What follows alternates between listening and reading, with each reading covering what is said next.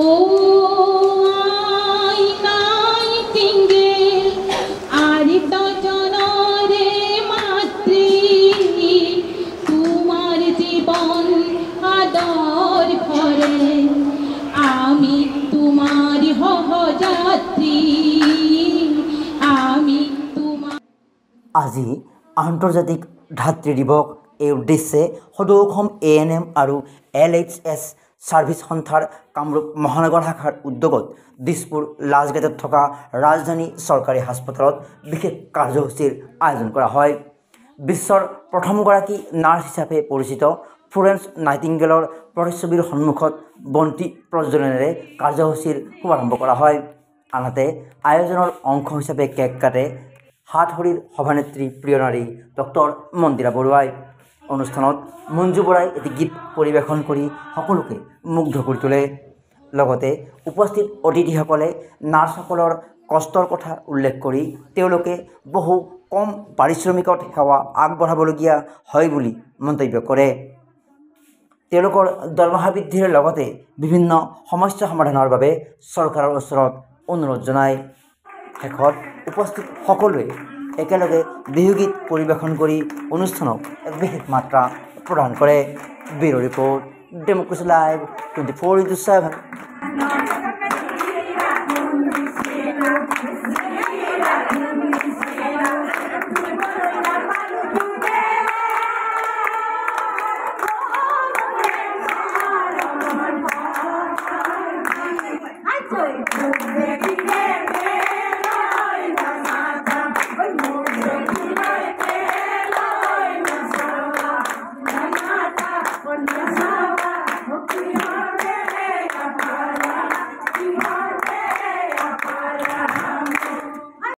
মে international nurses day বিশ্বৰ লগতে অসমতো আমি উলহ মালহেৰে পালন কৰিছোঁ। আজি আমি ৰাজধানী ৰাজ্যিক চিকিৎসালয়ত আমি 12 মে উদযাপন কৰিছোঁ আৰু ইয়াত আমি বিশিষ্ট অতিথি হিচাপে আমন্ত্ৰণ জনাইছোঁ মন্দিৰা বৰুৱা, মীৰা দত্ত, অঞ্জলি গোস্বামী, বাসন্তী ফুকন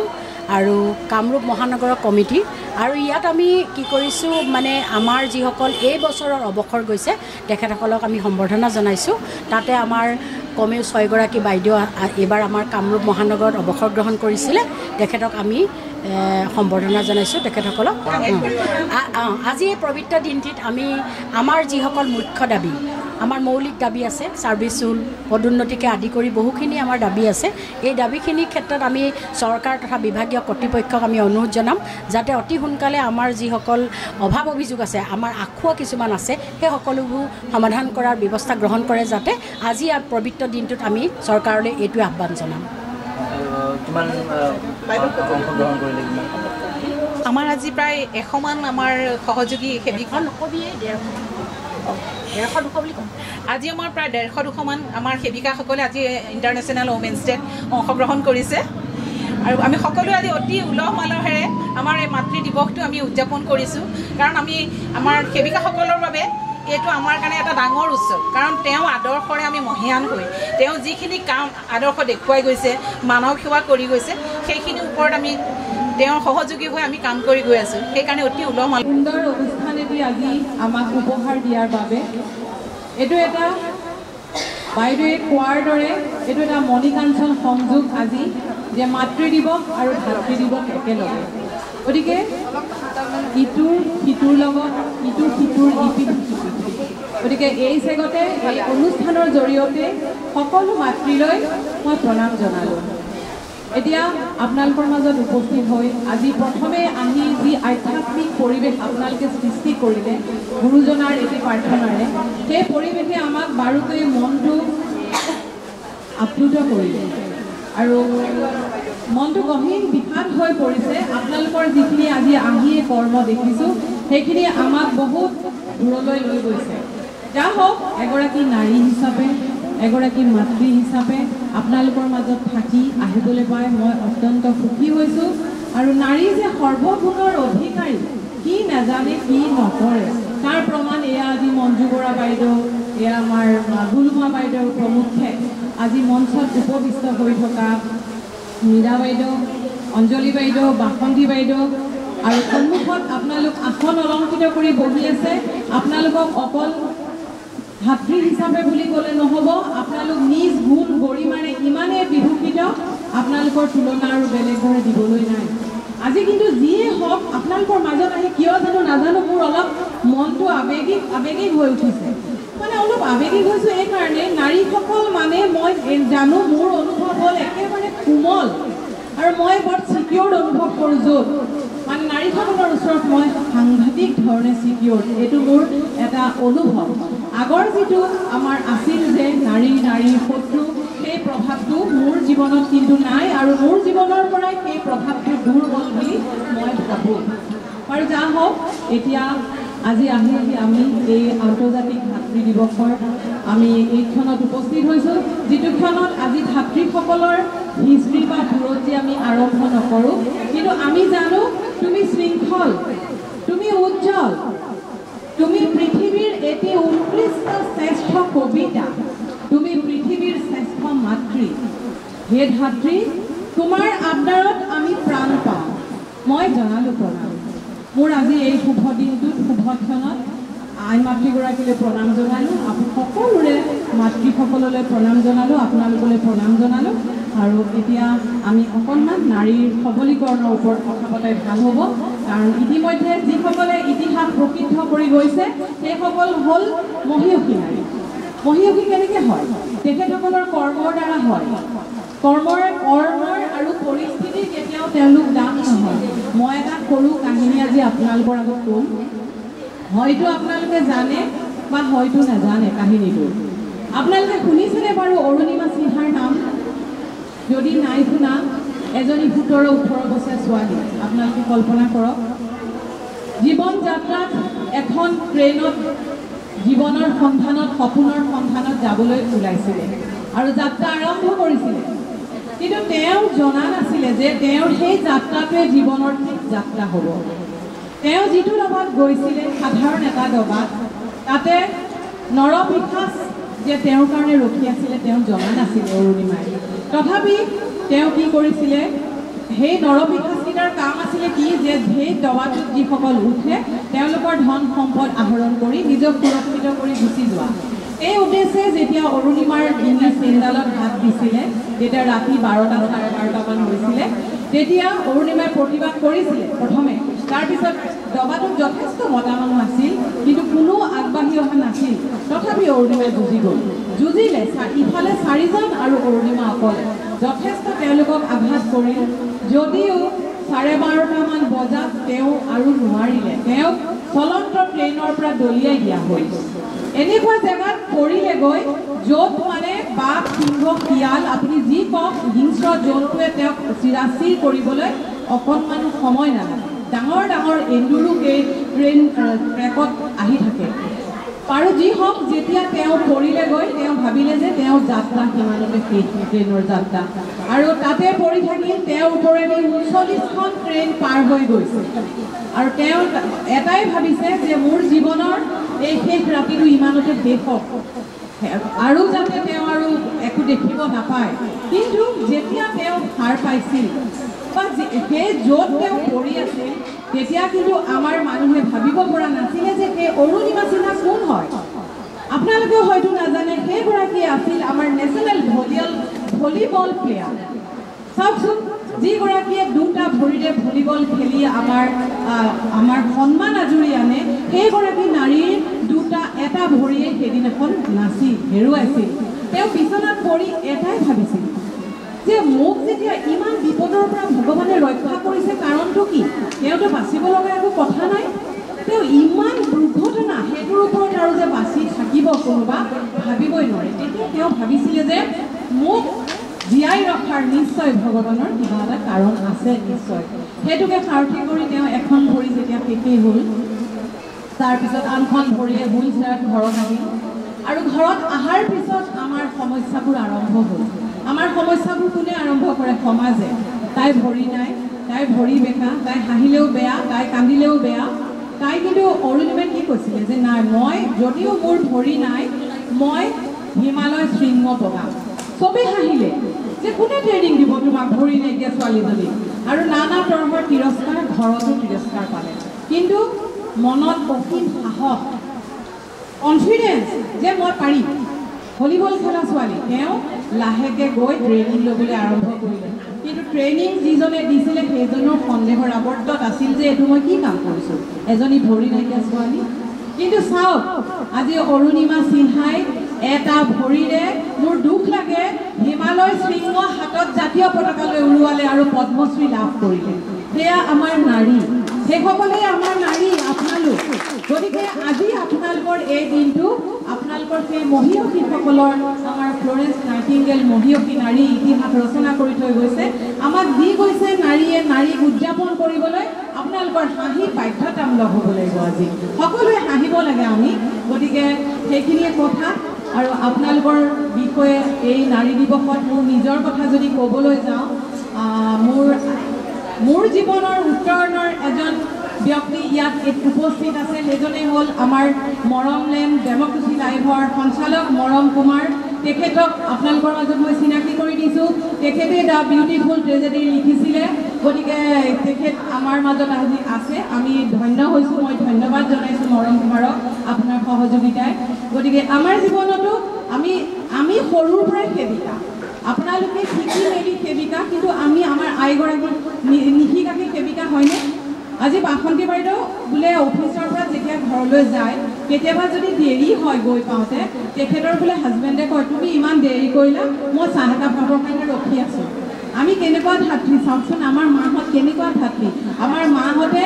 একো এনেকুৱা শিক্ষা নাছিল সেই শিক্ষা নাছিল যদিও আনুষ্ঠানিক কিন্তু আমাৰ পাকঘৰটো একেবাৰে বেলেগ আছিল পাকঘৰত যাবলৈ এযোৰ বেলেগ কাপোৰ পিন্ধিছিলে হয়নে আমাৰ সকলো বেলেগ আছিলে আমাক স্বচ্ছতা আৰু বেলেগে শিকাব নালাগে আমাৰ জাবৰ জোঁথৰ পেলাবৰ কাৰণে এডোখৰ নামটো চুৱলিবা হয়নে আমাৰ আছিলে আমি তাতে জাবৰ জোঁথৰ পেলাওঁ আমাক আৰু বেলেগে স্বচ্ছতা শিকাব নালাগে আমাৰ সেয়া পূৰ্বপুৰুষে শিকাই যোৱা গতিকে আমাৰ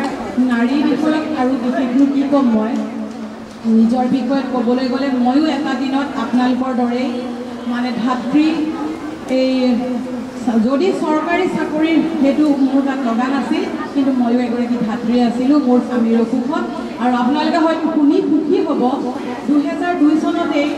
ঘৰুৱা সহায়কাৰী হিচাপে মই সেই নাৰ্ছসকল ময়ে মন্দিৰা চলিউশ্যন উন্মোচন কৰিছিলোঁ মন্দিৰা চলিউশ্যন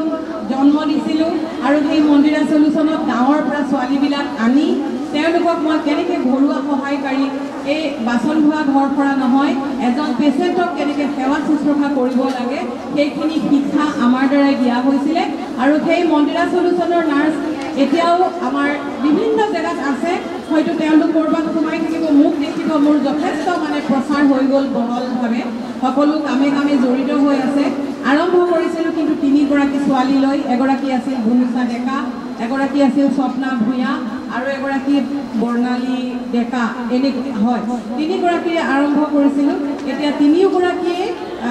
গভৰ্ণমেণ্ট হস্পিটেলত তেওঁলোক কৰ্মৰত অৱস্থাত আছে সেয়া মন্দিৰা চলিউশ্যনৰ আপোনালোকলৈ উপহাৰ আৰু সেইটো এতিয়াও চলি আছে হয়তো আপোনালোকে আশীৰ্বাদ কৰিলে চলি থাকিব আৰু আমাৰ জীৱনৰ বিষয়ত জানিবলৈ হ'লে আপোনালোকে এটা বিউটিফুল ট্ৰেজেডি পঢ়িব লাগিব কাৰণ এগৰাকী নাৰীয়ে যেতিয়া আগবাঢ়ি যায় সেইটো নিজৰ মাজত কি থাকিব লাগিব যে কোনোবাই কি কৈছে সেইটো কেতিয়াও ভাবিব নালাগিব সেইটো সদায় পিছত আৰু সদায় জানিব আপোনাক কোনেও উৎসাহিত নকৰে আমি কেতিয়াও ভাবিব নালাগে যে মানুহ পৰিস্থিতিত আছে পৰিস্থিতিয়ে কৰিছে ভাগ্যই কৰিছে কেতিয়াও নহয় আপোনালোকে পৰিস্থিতি সলাব পাৰিব আজি পৰিস্থিতি সলোৱা সেই নাৰীসকল আপোনালোকক মই পুনৰবাৰ প্ৰণাম জনালোঁ আপোনালোক মহিয়সী আপোনালোকৰ লগত আকৌ আহিম আকৌ লগ পাম সদায় আমি যেন একেলগে সমাজৰ সেৱা কৰিব পাৰোঁ আপোনালোক মানৱতাৰ সেৱাৰ উৎকৃষ্ট নিদৰ্শন আপোনালোকৰ আদৰ্শ শিৰত লৈ আজি মই ইয়াৰ পৰা এইখিনিৰ পৰা বক্তব্য সামৰণি মাৰিলোঁ আজি মাতৃ দিৱসৰ দিনা আমি সকলোৱে লগ লাগি উলহ মালহেৰে মাতৃ দিৱসটো পালন কৰিছোঁ মই এটাই ক'ম যে মই ইতিমধ্যে অৱসৰ গ্ৰহণ কৰিছোঁ আমাৰ যিসকল আমাৰ নাৰ্ছ আছে নাৰ্ছসকলৰ আমাৰ কৰ্মচাৰী কৰ্মৰ যিমান কৰি আছোঁ ANM সকলৰ কোনো পদোন্নতি নাই গোটেই জীৱন কাম কৰাৰ বিনিময়ত যিটো দৰমহা তেওঁলোকে গ্ৰহণ কৰি আছে মোৰ মতে চৰকাৰে সেইটো শুধৰণি কৰিব লাগে অকণমান তেওঁলোকক উচ্চ মাননি দিব লাগে আৰু যিখিনি NRSM লৈ আছে NRSMৰ যিখিনি কৰ্মচাৰী আছে তেওঁলোকক অন্ততঃ অকণমান খাব পৰাকৈ এটা বেতন দিব লাগে আজিকালি 20,000 টকাত কোনেও খাব নোৱাৰে গতিকে মই ভাবোঁ চৰকাৰে এইখিনি চকু দিব লাগে আমাৰ কৰ্মচাৰীখিনিয়ে বহুত কাম কৰে বহুতে আজিকালি কষ্ট হয় যদিও আগতে মাত্ৰ 1:30 বজালৈকে ডিউটি আছিলে আজিকালি 5টা বজালৈকে আমি কাম কৰিছিলোঁ 5টা বজালৈকে কৰিও আমি ইমান এপত 4-5টা এপত কৰিব লাগে বহীত কৰিব লাগে ছাইডত যাব লাগে গোটেইখিনি আমাৰ মূৰত ঢালি দিছে গোটেইখিনি গতিকে অনুগ্ৰহ কৰি যদি চৰকাৰে আমাৰ ছোৱালীখিনি অন্ততঃ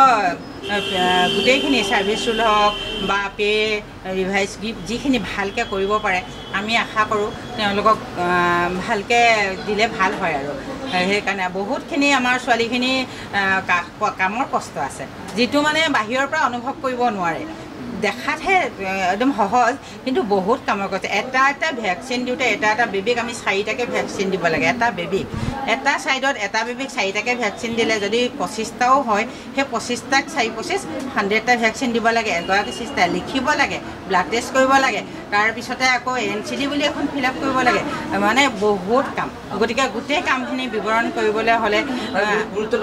গুৰুত্ব পাব লাগে সেই কামখিনিৰ বিনিময়ত যিটো প্ৰাপ্য সেই প্ৰাপ্যটো পালে নিশ্চয় ভাল মইতো অৱসৰ কৰিলোঁ মোৰ এতিয়া একো নাই যিনো উঠি অহা চামে যাতে ভাল সুবিধা পায় নাৰ্ছিঙে যাতে এটা সমাজত ভাল পৰিচয় পায় আজিৰ দিনটো আমাৰ ফ্লৰেন্স নাইটিংগেল ডে গতিকে আমি আজিৰ দিনটোত আমি সকলোৱে স্মৰণ কৰিব লাগে এই স্মৰণ দিনটোৰ কাৰণে সকলোৱে ওলাই আহিব লাগে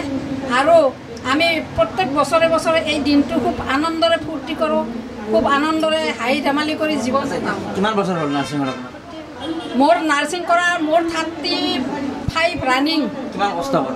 বহুত কষ্টকৰ কিন্তু এনেকুৱা কষ্ট পাইছোঁ আজি 3 বছৰ ধৰি আৰু বেছি কষ্ট পাইছোঁ আগতে অলপ সহজে আছিল কিন্তু এতিয়া বহুত কষ্ট হৈছে নাৰ্ছিঙৰ আপোনাৰ কিমান বছৰ মোৰ 25 ইয়াৰ্ছ হ'ল প্ৰথম ক'ত আৰম্ভ কৰিছিলে প্ৰথম মই ৰামপুৰ তাতে এতিয়া বৰ্তমান গুৱাহাটীত আছোঁ মই বহুত চেলেঞ্জিং আছে কামটো হয় আছে ইনজেকশ্যন ঠিকমতে দিব লাগিব যি আছে আমি চব দি আছোঁ আমাৰ কামবিলাক বহুত অভাৰলোড হৈ গৈছে আমি যিমানখিনি কৰিব লাগে তাৰ ওপৰত আমাৰ বহুত ওপৰত আমাৰ তাৰমানে প্ৰেছাৰ পৰি গৈছে বহুতখিনি লিখে মেইন তত্ত্বাৱধান আপোনাৰ কৰিব লাগে সেই ৰেচপেক্টটো বা সেই ছ'চিয়েল যিটো ৰিকগনিশ্যনটো পায় নে নাপায় সেইটোতো আমাৰ ছেকেণ্ডেৰী কথা আমি ইনজেকশ্যনৰ কথা নকওঁ সেইটো আমি ছেকেণ্ডেৰী কথা তাৰ উপৰি আমাক বহুত ফিল্ডত মানে NCD তাৰপিছত আমাৰ ফেমিলি প্লেনিং এইবিলাক চব মোবাইলৰ আপলোড কৰিব লাগে UN কৰিব লাগে আৰু মই আমলৈ হেৰি কৰিব লাগে চবখিনি আমি কৰিব লাগে আপুনি নাৰ্ছিঙত কেতিয়া জইন কৰিছিলে মই 1997 চনৰ এপ্ৰিল মাহতে নাৰ্ছিঙত জইন কৰিছোঁ আজি পৰ্যন্ত এই একেটা পদতে আছোঁ সকলো চাকৰিয়ালৰে কৰ্মচাৰীৰে পদোন্নতি থাকে কিন্তু আমাৰ ANM সকলৰ কোনো পদোন্নতি নাই যেহেতু আমি মানৱ সেৱাৰ লগত জড়িত মানৱ সেৱা পদোন্নতিৰ লগত কথা নাই যদিও কিন্তু যেহেতু আমাৰ একে BSc নাৰ্ছিং MSc নাৰ্ছিং তেখেতসকলে পদোন্নতি পায় তেখেতসকলেও একে কাম কৰে কিন্তু আমি গ্ৰাছৰুট লেভেলৰ কৰ্মচাৰী বুলি সমাজত আমি বিশেষ গোটেই কামৰ বোজাখিনি আমাৰ ওপৰতে পৰে মন্দিৰা বৰুৱাক আপোনালোকে জানে তেওঁ বহু এনেকুৱা অসহায় বিভিন্ন ঠাইৰ পৰা যুৱতীক নাৰ্ছিঙৰ প্ৰশিক্ষণ দিছে দিয়াৰ ব্যৱস্থা কৰিছে তো আজিৰ দিনটোত তেওঁকো আপোনালোকে এটা মনত পেলাব লাগিব হয় মন্দিৰা বৰুৱা বাইদেউ আমাৰ কাৰণে এটা নাৰী সত্তাৰ এটা প্ৰতীক তেওঁ অকল বোলে সামাজিক উন্নয়নৰ কামেই নহয় তেখেতৰ নাৰ্ছিঙৰ ক্ষেত্ৰতো যিসকল ব্যক্তিগত খণ্ডৰে হওক বা আমাৰ চৰকাৰী খণ্ডৰে হওক বহুত কেইগৰাকী নাৰ্ছক তেওঁ প্ৰশিক্ষণ দিয়াৰ